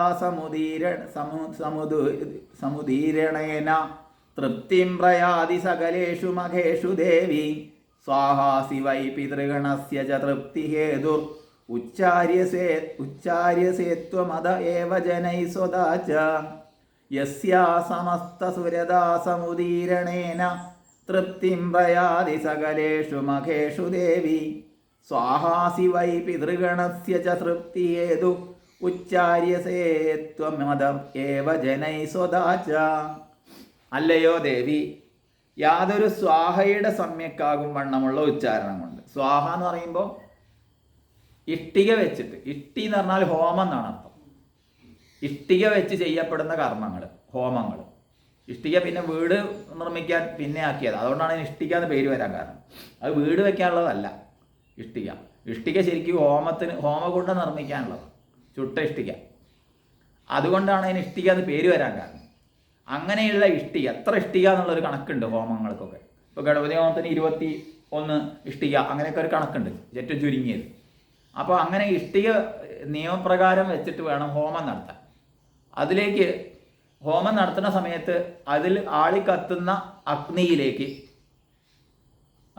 സ്രുവം തുടങ്ങിയ പൂജാ ഉപകരണങ്ങളെ കൊണ്ട്, സ്രുവം തുടങ്ങിയ ആ ഒരു നീളുള്ള കോല്, അതിൻ്റെ അറ്റത്ത് ചെറിയൊരു സ്പൂണ് പോലെ ഒരു ഭാഗമുണ്ട്, അതിന് നെയ്യ് എടുത്തിട്ട് ഇതിലേക്ക് ഇടും. പിന്നെ ചമത, പ്ലാശിൻ്റെ കൊമ്പ്, അതാണ് ചമത ശരിക്ക്. ഇന്നിപ്പോൾ അതൊന്നും കിട്ടില്ല, പ്ലാശിൻ്റെ കൊമ്പ് അവിടെ നിന്ന് എല്ലാവർക്കും കിട്ടുന്നു. പ്ലാവിൻ്റെ വിറക്, ഇതൊക്കെ വേണം. ഇതൊക്കെ ഉപയോഗിച്ചുകൊണ്ട് എന്ത് വേണം? ഹോമകുണ്ഡത്തിലേക്ക് നെയ്യ് തുടങ്ങിയ വസ്തുക്കളെ ഹോമിക്കുകയാണ് ചെയ്യുന്നത്. അത് ഹോമിക്കുന്ന സമയത്ത് ഈ കാളി കരാളി തുടങ്ങിയ ദേവിയുടെ 7 നാവുകൾ പൊന്തി വരുന്നുണ്ട്. ഇപ്പോൾ ഗണപതി ഹോമമൊക്കെ നടത്തുന്ന സമയത്ത് ആ ജ്വാലകളെ നോക്കിയിട്ടാണ് തൊഴുകാനായോ എന്ന് പറയാം. ആ ജ്വാലയിൽ നോക്കിക്കഴിഞ്ഞാൽ അത് ദേവിയുടെ നാവാണെന്ന് പറയാം. ഈ പറയണ ദേവിയുടെ, ഈ ദേവിയുടെ നാവുകളൊക്കെ അതിൽ കാണാൻ പറ്റും. അതിൽ കാളി കരാളി ധൂമ്രവർണ്ണ അങ്ങനെ കുറേ ഉണ്ട്. അതിൽ ഈ വർണ്ണങ്ങളൊക്കെ ഉണ്ട്. സപ്തജിഹ്വ എന്ന് പറയും. 7 ജിഹ്വ, 7 നാവുകളാണ് ദേവിക്കുള്ളത്. ആ നാവ് കണ്ടാലേ ഇത് ഹോമിക്കാൻ പറ്റും, അല്ലാതെ പാടില്ല. അമ്മ അങ്ങനെ ഹോമകുണ്ഡത്തിലേക്ക് ഇത് സമർപ്പിക്കുക. അഗ്നിയിലേക്ക് അവിസ് സമർപ്പിക്കുന്നതിനാണ് എന്ത് പറയാം? ഹോമം എന്ന് പറയാം. ഏത് ഹോമമായാലും അങ്ങനെ സമർപ്പിച്ച് നിൽക്കുമ്പോൾ പറയുന്നൊരു വാക്യമുണ്ട്. എന്താ? സ്വാഹ. സ്വാഹ എന്നുള്ളത് അഗ്നിയുടെ പേരാണ്. അഗ്നിയെ വിളിച്ചുകൊണ്ടാണ് കൊടുക്കുന്നത്. സ്വാഹ, അഗ്നിയുടെ പേര് എന്ന് പറയുന്നത് അഗ്നി. അപ്പോൾ അങ്ങനെ ഇന്നത് പറഞ്ഞിട്ട് ഇപ്പോൾ ഘൃതം സ്വാഹ എന്ന് പറഞ്ഞു കഴിഞ്ഞാൽ നെയ്യ് സമർപ്പിക്കുന്നു എന്നുള്ളതിന് എന്തായാലും ഇങ്ങനെ സമർപ്പിക്കുകയാണ്. അപ്പോൾ സമർപ്പിക്കുന്ന സമയത്ത് എന്തുണ്ടാവും? ഇത് ദേവിക്ക് കൊടുത്തു. ഏത്? അഗ്നിരൂപമായിരിക്കുന്ന ദേവിക്ക് സമർപ്പിച്ചു. സ്വാഹ. ഓരോന്ന് അർപ്പിക്കുമ്പോഴും സ്വാഹ കൂട്ടണം അതിൽ.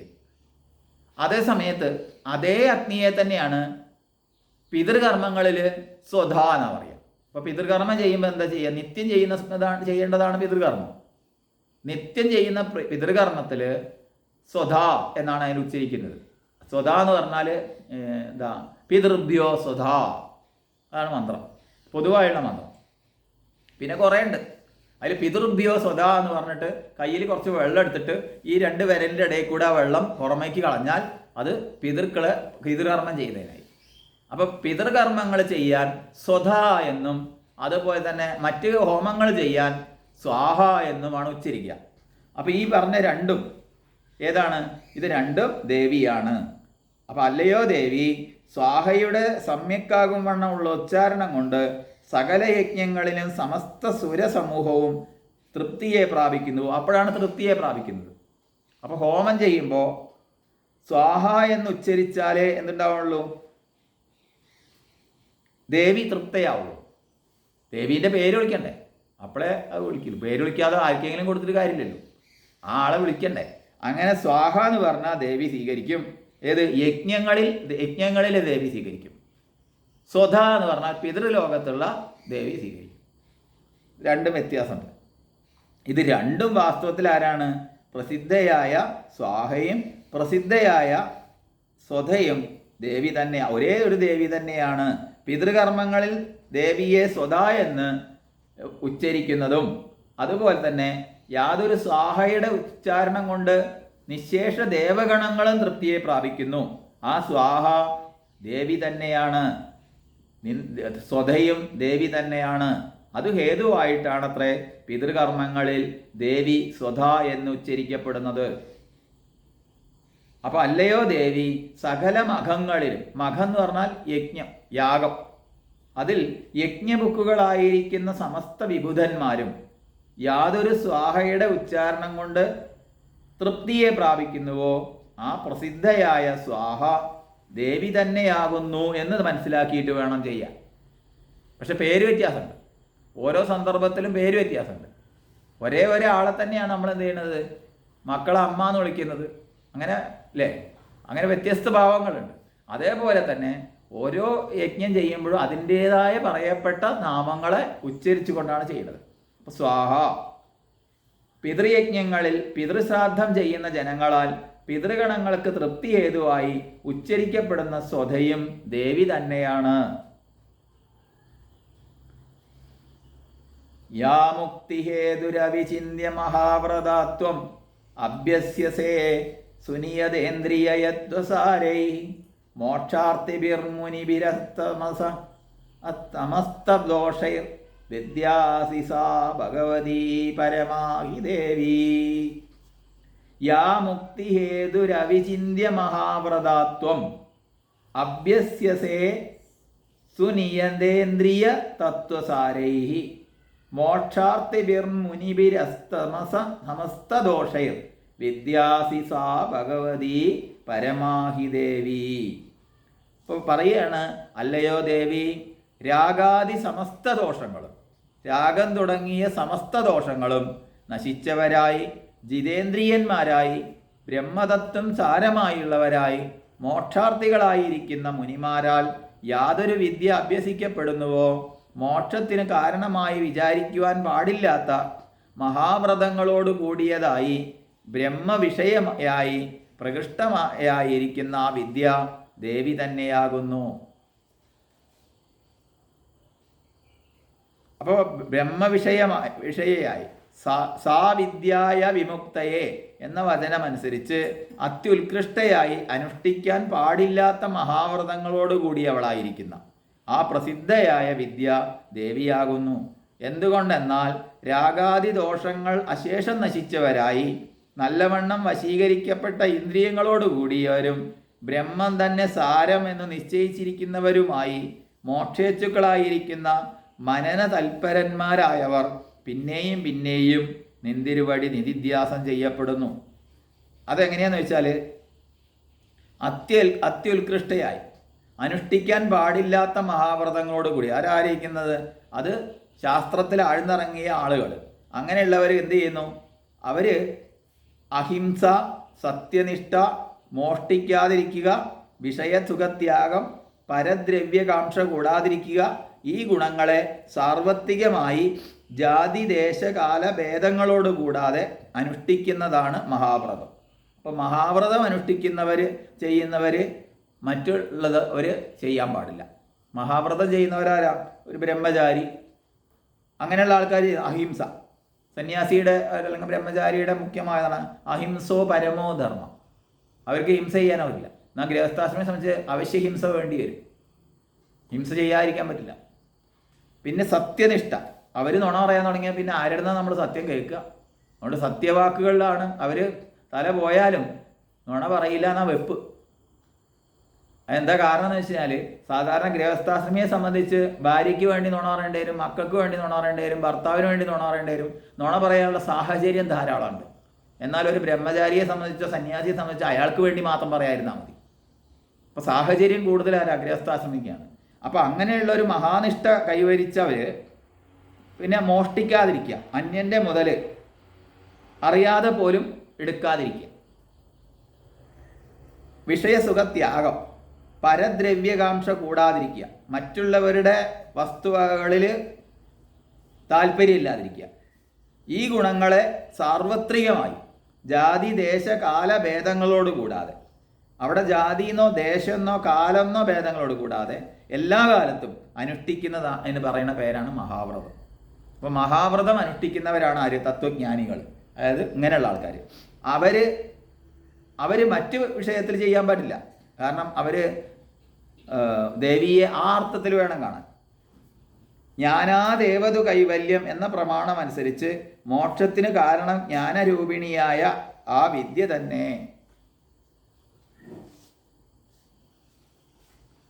ശബ്ദാത്മിക സുവിമലർഗ്യജുഷാം നിദാനം ഉദ്ഗീതരമ്യ പദപാഠവദാം ച സാമ്നാം ദേവീത്രയീ ഭഗവതി ഭവഭാവനായ വാർത്താ ച സർവജഗതാം പരമാർത്തിഹന്ത്രി. ശബ്ദാത്മിക സുവിമലർഗ്യജുഷാം നിദാനം ഉദ്ഗീതരമ്യ പദപാഠവദാം ച സാമ്നാം ദേവീത്രയീ ഭഗവതി ഭവഭാവനായ വാർത്താ ച സർവജഗതാം പരമാർത്തിഹന്ത്രി. അല്ലയോ ദേവി, ശബ്ദബ്രഹ്മസ്വരൂപിണിയും ഏറ്റവും പരിശുദ്ധങ്ങളായ ഋഗ് യജസ് സാമങ്ങൾക്കും ഉദ്ഗീതം കൊണ്ട് രമ്യങ്ങളായ പദങ്ങളുടെ പാഠത്തോടു കൂടിയ സാമങ്ങൾക്കും ആശ്രയവും നിന്തിരുവടിയാകുന്നു. അതായത് വേദഗാനം ചെയ്യാൻ അറിയുന്നവർ വേദഗാനം ചെയ്യുന്നതും ദേവിയെ തന്നെയാണ്. അവിടെ വേദമാതാവേ എന്നാണ് പറയുക. വേദമാതാവേ, ദേവിയുടെ രൂപത്തിലാണ് വേദത്തെ ബഹുമാനിക്കുന്നത്. അപ്പോൾ വേദത്തിലെ പുസ്തകങ്ങളെ അത് ചൊല്ലുന്ന രീതിയൊക്കെ നോക്കിക്കഴിഞ്ഞാൽ അതൊക്കെ ദേവീ രൂപത്തിലാണ്. അതിൽ ഋഗ്വേദം, യജുർവേദം, സാമവേദം, ഈ 3 വേദങ്ങളെയാണ് പറഞ്ഞത്. അഥർവവേദത്തെക്കുറിച്ച് പറഞ്ഞിട്ടില്ല. കാരണം വേദലക്ഷണം തികഞ്ഞത് 3 എണ്ണമാണ്. അങ്ങനെയുള്ള സംസാര പ്രവർത്തനത്തിനായിക്കൊണ്ടുള്ള കൃഷ്യാതിരൂപയും സർവോത്തമയും സകല ജഗത്തുക്കളുടെയും പീഠാനാശിനിയും ദേവി തന്നെയാണ്. ചുരുക്കം പറഞ്ഞാൽ എല്ലാം ദേവിയാണ് എന്ന് കാണിച്ചു തന്നു ആദ്യം. അതിന് ശേഷം ഓരോന്നെടുത്തിട്ട് ഇന്നത് ദേവിയാണോ എന്ന് പിന്നെ സംശയം വരാതിരിക്കാൻ വേണ്ടി ഓരോന്നും വേർതിരിച്ച് പറഞ്ഞു തരികയാണ്.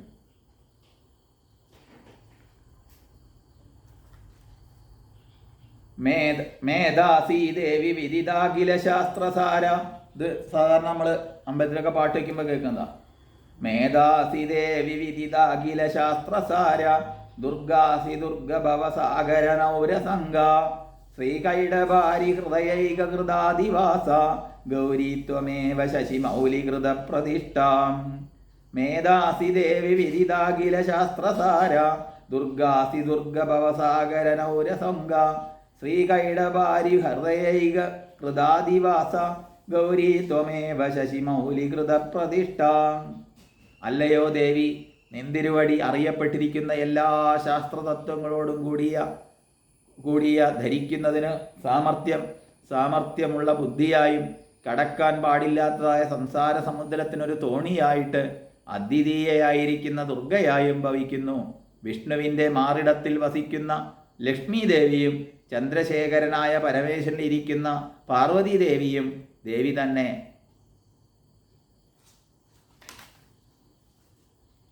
ഈഷത് സഹാമലം പരിപൂർണ ചന്ദ്രബിംബാനുകാരി കനകോത്തമ കാന്തികാന്തം അത്യത്ഭുതം പ്രഹൃതമാത്തരുഷാദാഭി വക്ത്രം വിലോക്യ സഹസാ മഹിഷാസുരേണ.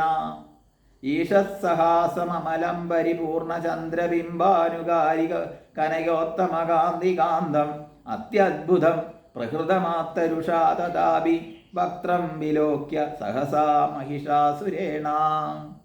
പുഞ്ചിരിയോട് കൂടിയതായും പരിശുദ്ധയായും പൂർണ്ണചന്ദ്രബിംബ സമാനമായും ഉത്തമ കനകകാന്തിയോട് കൂടിയതായും മനോഹരമായും ഇരിക്കുന്ന ദേവിയുടെ മുഖം ജഗന്മോഹനമായി സർവോത്കൃഷ്ടേണ വർത്തിക്കുന്നു.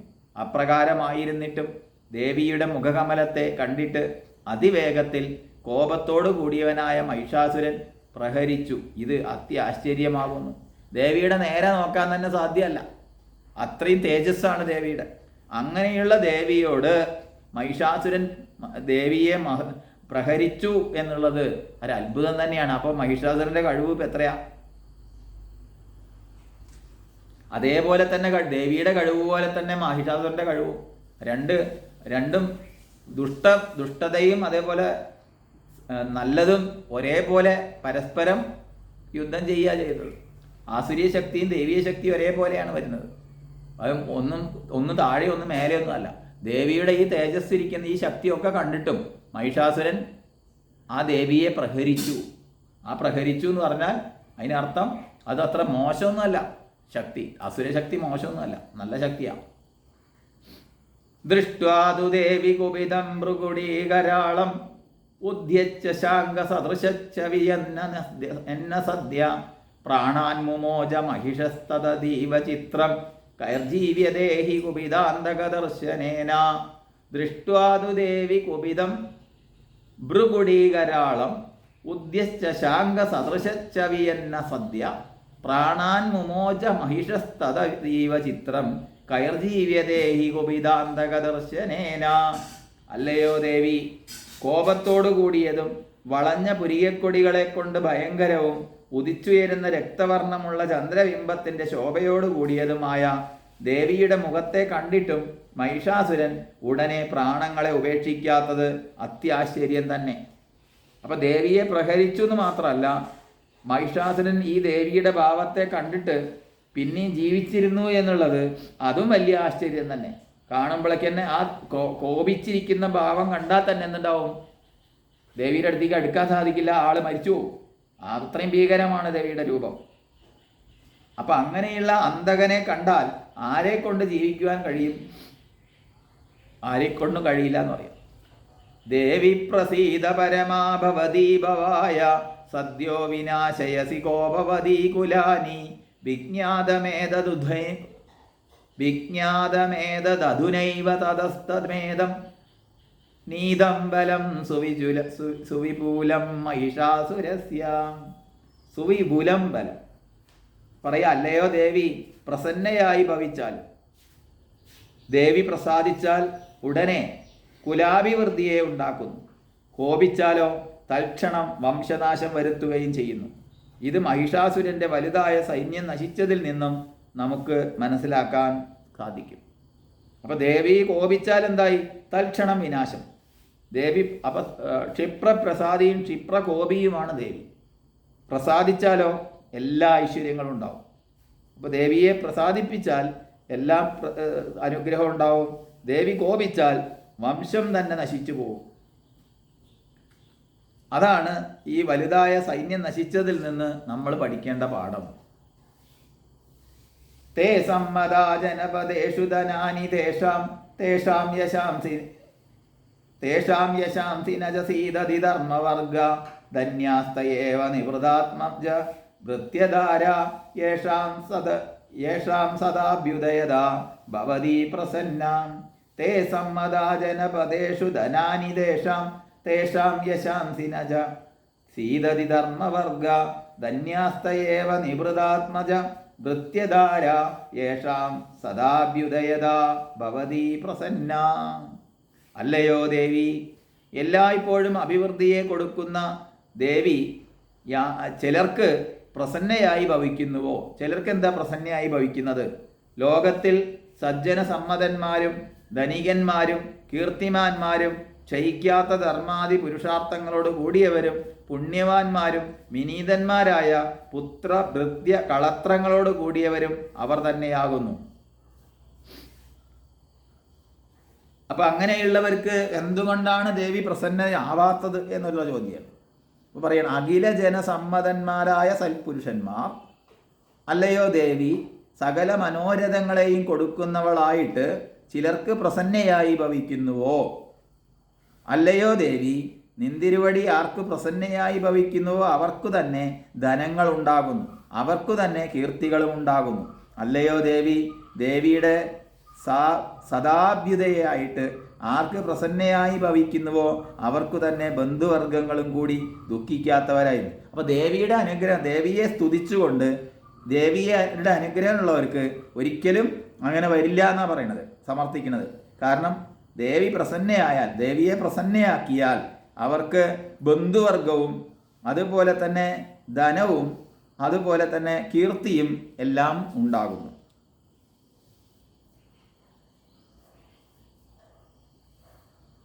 നജസീതതി എന്നതിലെ ചകാരം കൊണ്ട് അവരുടെ താൽക്കാലികങ്ങളായുള്ള ദുഃഖത്തെ അവർ ദുഃഖത്തെ പ്രാപിക്കുന്നില്ല. അവർ വളർത്തുന്ന ജീവികൾ, അതായത് പശു, ആട് തുടങ്ങിയവ, അവയും ദുഃഖത്തെ പ്രാപിക്കുന്നില്ല. അല്ലയോ ദേവി, ആ ദേവി ആർക്ക് പ്രസന്നയായി ഭവിക്കുന്നുവോ അവർ തന്നെ വിനീതന്മാരായ പുത്രന്മാരോടും ഭൃത്യന്മാരോടും ധാരങ്ങളോടും കൂടിയ പുണ്യവാന്മാരായിത്തീരുന്നു. അപ്പോൾ സത്പുത്രന്മാരുണ്ടാവുന്നു അവർക്ക്. അപ്പോൾ അങ്ങനെയുള്ളവർക്ക് നല്ല ഭാര്യ, ഭർത്താവ്, നല്ല പുത്രന്മാർ, അതൊക്കെ ഉണ്ടാവുന്നത് ദേവിയുടെ അനുഗ്രഹം കൊണ്ടാണ്. സുഹൃതീ പുണ്യവാൻ ധന്യ എന്ന് പറയുകയാണ്. സുഹൃതം ചെയ്തവരാണ് അവർ. അവർക്ക് അവരുടെ കുലം പവിത്ര, ജനനീ കൃതാർത്ഥ, എല്ലാവരും കൃതാർത്ഥരായിത്തീരുന്നു ദേവിയുടെ അനുഗ്രഹം ഉണ്ടെങ്കിൽ.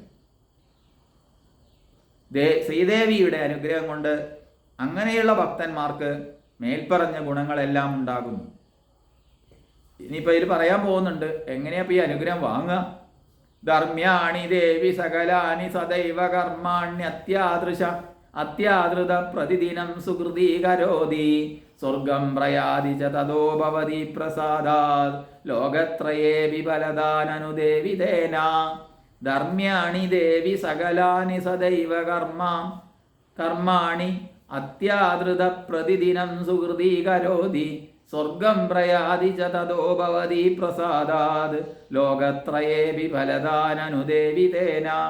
അല്ലയോ ദേവി, ദേവിയുടെ പ്രസാദം ഹേതുവായിട്ട് പുണ്യവാനായ പുരുഷൻ ദിവസം പ്രതി 60 നാഴികയും അത്യാദരവോടുകൂടി സമസ്തങ്ങളായി ധർമ്മം കൊണ്ട് പ്രാപിക്കപ്പെടേണ്ടവയായി ഇരിക്കുന്ന ബ്രഹ്മയജ്ഞാദി കർമ്മങ്ങളെ ചെയ്യുന്നു. തന്നിമിത്തം സ്വർഗത്തെയും മോക്ഷത്തെയും പ്രാപിക്കുന്നു. അതിനാൽ അല്ലയോ ദേവി, നിന്തിരുവടി 3 ലോകത്തിലും ബലത്തെ കൊടുക്കുന്നവളാകുന്നു, അതിൽ സംശയമില്ല. അപ്പോൾ ഒരു ദിവസത്തിൽ 60 നാഴികയുള്ളത്. അപ്പോൾ ദേവിയുടെ പ്രസാദം ഹേതുവായിട്ട് പുണ്യവാനായ മനുഷ്യൻ എന്ത് ചെയ്യുന്നു? ദിവസം പ്രതി 60 നാഴികയും ധർമ്മം കൊണ്ട് പ്രാപിക്കപ്പെടേണ്ടവയായി ഇരിക്കുന്ന ബ്രഹ്മയജ്ഞാദി കർമ്മങ്ങൾ.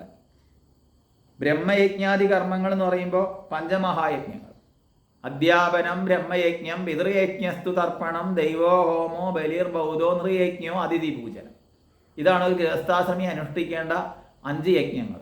അപ്പോൾ ആദി പറഞ്ഞുകൊണ്ട് തുടങ്ങിയവ എന്നർത്ഥം. അപ്പോൾ ബ്രഹ്മയജ്ഞം തുടങ്ങി അവിടെ അന്ത്യേഷ്ടി വരെയുള്ള കർമ്മങ്ങൾ, ഷോഡശ കർമ്മങ്ങൾ എടുത്തു കഴിഞ്ഞാലും അതൊക്കെ ചെയ്യുന്ന ആൾക്കാർ. അപ്പോൾ ജീവിച്ചിരിക്കുമ്പോൾ ഗൃഹസ്ഥാശ്രമിയുടെ പണി അതാണ്. അധ്യാപനം ബ്രഹ്മയജ്ഞം, നിത്യവും അവനവന് അറിയുന്ന കാര്യങ്ങൾ മറ്റുള്ളവർക്ക് പറഞ്ഞു കൊടുക്കുക. ബ്രഹ്മയജ്ഞം അതാണ്. ശാസ്ത്രത്തെ പറഞ്ഞു കൊടുക്കുക, ഈശ്വരീയമായ കാര്യത്തെ തൻ്റെ മക്കളോട്, അല്ലെങ്കിൽ മക്കൾ പറഞ്ഞാൽ കേൾക്കുന്ന മക്കളോട് പറഞ്ഞു കൊടുക്കുക. വീട്ടിലെന്നും സത്സംഗം വേണമെന്നർത്ഥം. സത്സംഗം എന്ന് പറഞ്ഞാൽ എന്തെങ്കിലുമൊക്കെ പറഞ്ഞു കൊടുക്കാം. മുത്തശ്ശിമാരിൽ നിന്ന് കേട്ടിട്ട് ആണ് നമ്മൾ പഠിച്ചത്, കഥയായിട്ട് കേട്ട്. ഇപ്പോൾ അത് കൈമാറി കൊടുക്കണില്ല. ഇപ്പോൾ വല്ല ആശ്രമങ്ങളിലോ അമ്പലങ്ങളിലോ ഒക്കെ മാത്രമേ ഉള്ളൂ. അവനാൻ്റെ വീട്ടിലത് വേണമെന്നാണ് പറയുന്നത്. അങ്ങനെ ഉണ്ടായിക്കഴിഞ്ഞാൽ അത് തന്നെയാണ് ദേവിയെ തൃപ്തിപ്പെടുത്തൽ. അപ്പോൾ ദേവിക്ക് ഇഷ്ടം എന്താ? ബ്രഹ്മയജ്ഞം ചെയ്യാം. നിത്യവും അവനവൻ അറിയുന്നത് എന്തോ അത് പറഞ്ഞാൽ കേൾക്കുന്നവരോട് പറയാം. ആരായാലും കുഴപ്പമില്ല. ഒരു വരിയായാലും ശരി, ഇനി ഒരു ശ്ലോകമായാലും ശരി, എന്തെങ്കിലും കുറച്ചെങ്കിലും മറ്റുള്ളവർക്ക് കൈമാറുക, തനിക്ക് അറിയുന്നത്. അങ്ങനെ ബ്രഹ്മയജ്ഞം. പിതൃയജ്ഞം എന്ന് പറയുമ്പോൾ പിതൃകർമ്മങ്ങൾ നിത്യവും ചെയ്യാം. നിത്യം ചെയ്യാൻ പ്രത്യേകിച്ച് പണിയൊന്നുമില്ല. അതെന്താ? ഈ വെള്ളം കയ്യിലെടുത്ത് കുളിക്കുന്ന സമയത്ത് സമഷ്ടി ജലത്തേക്ക് ഒഴിക്കുന്ന പിതൃകർമ്മം നിത്യം ചെയ്യേണ്ടതാണ്. ഇനി നിത്യം ചെയ്യുന്നതിൽ ചിലപ്പോൾ നമ്മൾ വിട്ടുപോയി എന്ന് വരാം. അങ്ങനെ ആകുമ്പോൾ വർഷത്തിലൊരിക്കൽ അതൊന്ന് വിശേഷിച്ച് ചെയ്യാം. വിശേഷിച്ച് ചെയ്യുന്നുള്ളതുകൊണ്ട് നിത്യം ചെയ്യണത് ഒഴിവാക്കാനുള്ള വകുപ്പില്ല. അത് ചിലപ്പോഴൊക്കെ പല കാര്യം ഒപ്പിക്കലൊക്കെ ആവും. അപ്പോൾ അങ്ങനെ ആകുമ്പോൾ അതിനൊന്ന് വിശേഷേണ ചെയ്യാമെന്ന് മാത്രമേ ഉള്ളൂ. അല്ലെങ്കിൽ പിതൃകർമ്മം ചെയ്യപ്പെടാൻ വിധിക്കപ്പെട്ട സ്ഥലങ്ങളിൽ പോയിട്ട് ചെയ്യാം. അങ്ങനെയുള്ള കാര്യങ്ങൾ വിശേഷിച്ചൊരു ദിവസം തിരഞ്ഞെടുക്കുക. അങ്ങനെയുള്ള കർമ്മങ്ങൾ. അപ്പോൾ അധ്യാപനം ബ്രഹ്മയജ്ഞം പിതൃയജ്ഞ തർപ്പണം ഹോമം ചെയ്യാം. ഹോമം ചെയ്യാൻ നമുക്കറിയില്ലെങ്കിൽ ഹോമം ചെയ്യുന്ന ക്ഷേത്രം മുതലായവയിൽ അതിൽ പങ്ക് നിർവഹിക്കുക. അത് ദൈവയജ്ഞമാണ്. അല്ലെങ്കിൽ വിളക്ക് കത്തിച്ച് വയ്ക്കുക. അത് ഗൃഹസ്ഥാശ്രമം ചെയ്യേണ്ട ഒരു കർമ്മമാണ്. വിളക്ക് കത്തിക്കുക എന്നുള്ളത് ഹോമത്തിൻ്റെ ചെറിയൊരു ഭാഗമാണ്. ബലിർ ബൗദ്ധോ, മറ്റ് ജീവികൾക്ക് ഭക്ഷണം കൊടുക്കുക എന്നുള്ളത്. തന്നെ ആശ്രയിച്ച് കഴിയുന്ന ജീവികൾക്കെങ്കിലും. എല്ലാവർക്കും ഭക്ഷണം കൊടുക്കുക, പക്ഷികൾക്കൊക്കെ കൊടുക്കാം. പക്ഷെ എന്നാലും തന്നെ ആശ്രയിക്കുന്ന ജീവികൾ പട്ടിണി കിടക്കാൻ പാടില്ല. അവരെ പോറ്റിയിട്ടേ ഞാൻ കഴിക്കാൻ പാടുള്ളൂ എന്നുള്ളത്. അത് ബലിർ ബൗദ്ധം. നൃയജ്ഞോ അതിഥി പൂജനം. തൻ്റെ വീട്ടിൽ വരുന്ന ആള്, അതായത് ക്ഷണിക്കപ്പെട്ടിട്ട് വരുന്ന ആളല്ല, അല്ലാതെ യാദൃശ്ചികമായിട്ടൊരു വീട്ടിൽ കയറി വരുന്ന ഒരാൾ. അർഘ്യം സമർപ്പയാമി, പാദ്യം സമർപ്പയാമി, ആസനം സമർപ്പയാമി, നൈവേദ്യം സമർപ്പയാമി. പോകുന്ന സമയത്ത് ഇനി വരുമ്പോൾ വരൂ കേട്ടോ, അയാൾ വന്നോളം നമുക്ക് ആവശ്യമൊന്നുമില്ല, എന്നാലും വരൂ കേട്ടോ എന്ന് പറഞ്ഞാൽ ഉദ്ദേശിച്ച്, പൂജയ്ക്കെടുത്ത പുഷ്പം ഉദ്ദേശിച്ച് കളയുന്നത് പോലെ അയാളെ സ്വീകരിച്ചു പറഞ്ഞയക്കുക. ഈ ഒരു ഭാവം അതിഥി പൂജനാണ്. ഒരു വീട്ടിൽ വന്നു കഴിഞ്ഞാൽ ആ നേരത്തെ എന്താണുള്ളത് വെച്ചാൽ കൊടുത്താൽ മതി. ഉണ്ടാക്കി കൊടുക്കണ്ട, അത് വിരുന്നുകാർക്കാണ് കൊടുക്കേണ്ടത്. ഉള്ളത് പങ്കിടുക, അതാണ് നൃയജ്ഞം. ഈ യജ്ഞം ആര് ചെയ്യുന്നുവോ അവർക്ക് ദേവിയുടെ അനുഗ്രഹം ഉണ്ടാവും.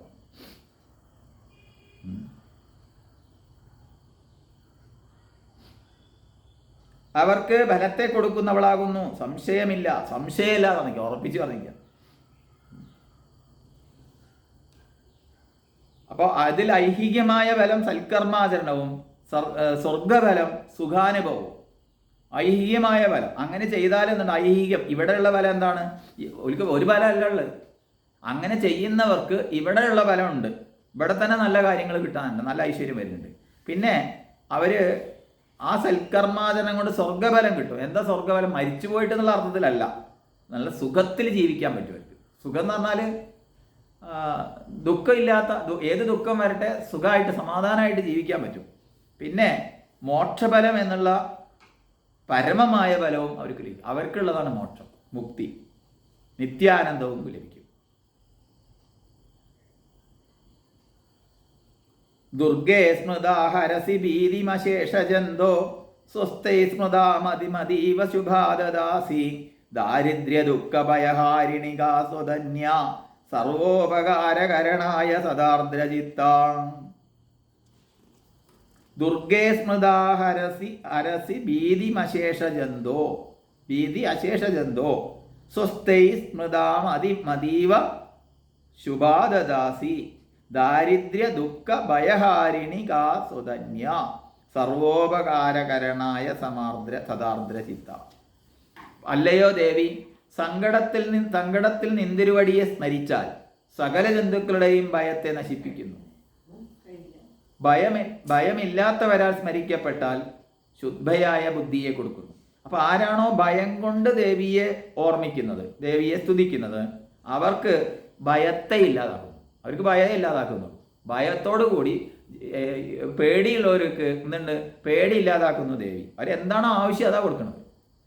പിന്നെ ഭയം ഇല്ലാത്ത ആളുകളുണ്ട്, അവർക്ക് ഭയമില്ല. അവർ ദേവിയെ പൂജിച്ചാൽ എന്താ കിട്ടാൻ പോണത്? അവർക്ക് നല്ല ബുദ്ധി കൊടുക്കും.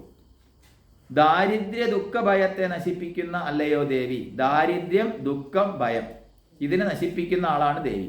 അങ്ങനെ സർവ്വപ്രാണികൾക്കും ഉപകാരം ചെയ്യുന്നതിന് എല്ലായ്പ്പോഴും അലിഞ്ഞ മനസ്സോട് കൂടിയവൾ നിന്തിരുവടിയല്ലാതെ വേറെ ആരാണ്?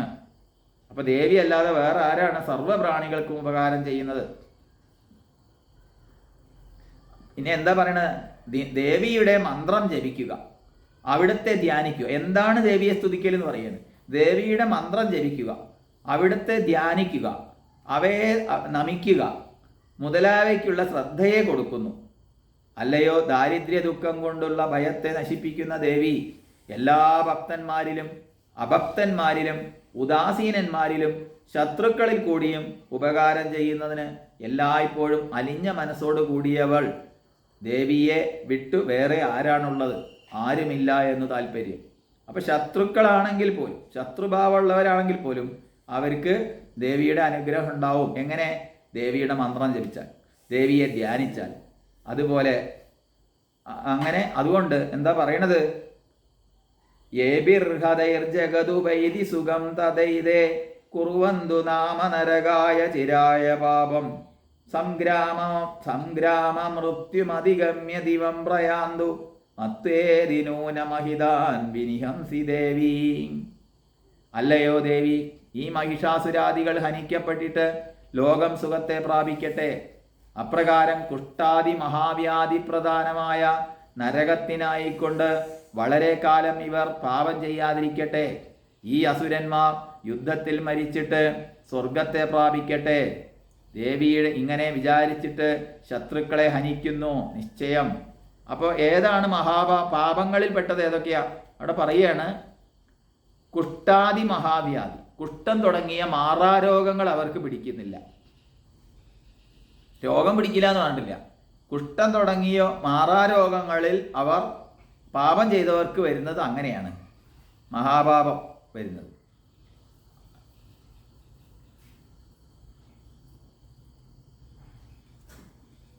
അപ്പൊ അനുഗ്രഹ ബുദ്ധിയോടുകൂടി തന്നെ മഹിഷാസുരാദി ദൈത്യന്മാരെ നിഗ്രഹിക്കുന്നു നിശ്ചയം.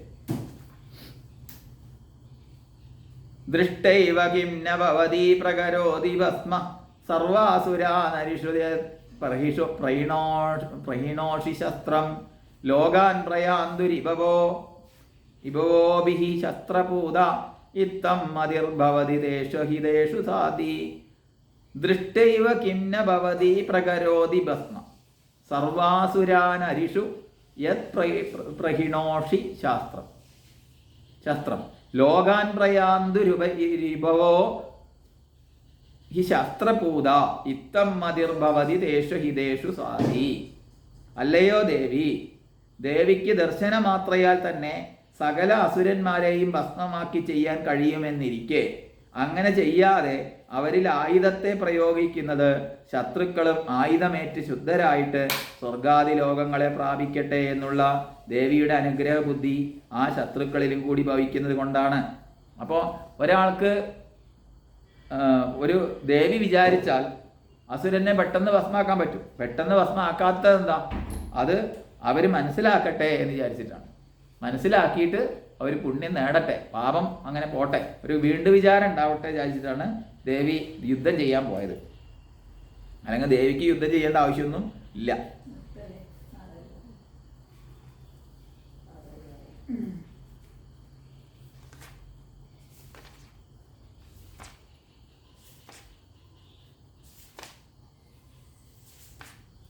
കുറച്ചും കൂടി ഉണ്ട്.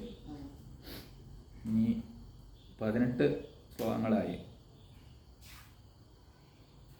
ഓം ഗുരുർബ്രഹ്മ ഗുരുർവിഷ്ണു ഗുരുർദേവോ മഹേശ്വരഃ ഗുരു സാക്ഷാത് പരം ബ്രഹ്മ തസ്മൈ ശ്രീ ഗുരവേ നമഃ.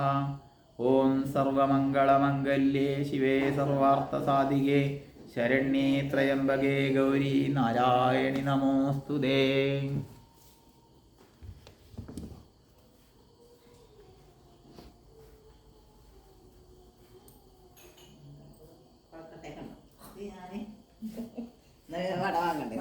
കിട്ടില്ല വിചാരിച്ചിട്ടേ